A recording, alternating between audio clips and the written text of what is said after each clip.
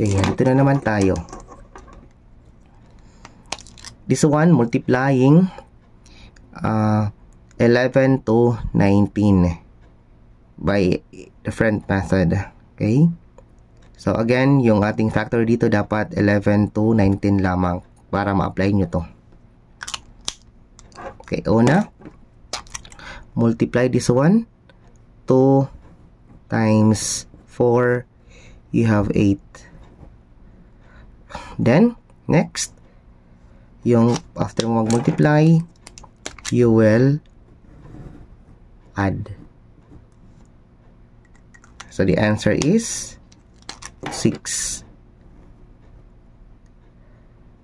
Then, after that, multiply yung hulihan. Dito, multiply. 1 times 1, still have 1. So, the answer is 168. Again, yung huli, the last digit, multiply. 3 times 4, you have how many? 12. But this time, yung ating isusulat ay yung last digit lang eh. Okay? Kaya 2. Ano mangyayari sa 1? Magiging carry natin. Okay?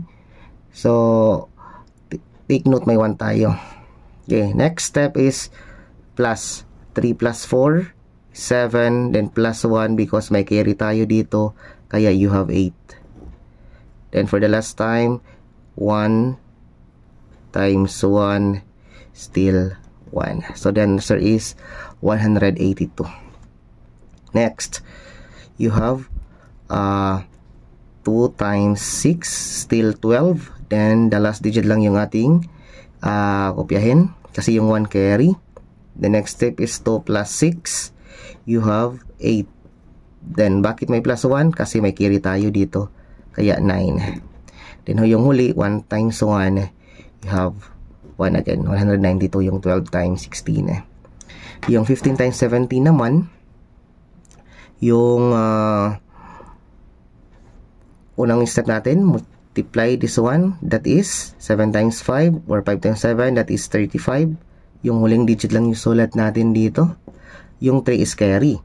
Okay? So, dito, 5 plus 7, that is 12. Then, may plus 3 tayo.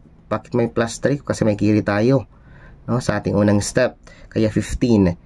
Yung 15, yung huling digit lang yung sulat din natin. Kaya 5. Okay?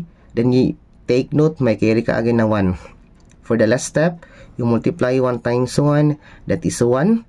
But may carry ka, kaya that will come 2. So, the answer is 255. So, how about dito mga idol? Pagsagot naman dyan sa ating comment section.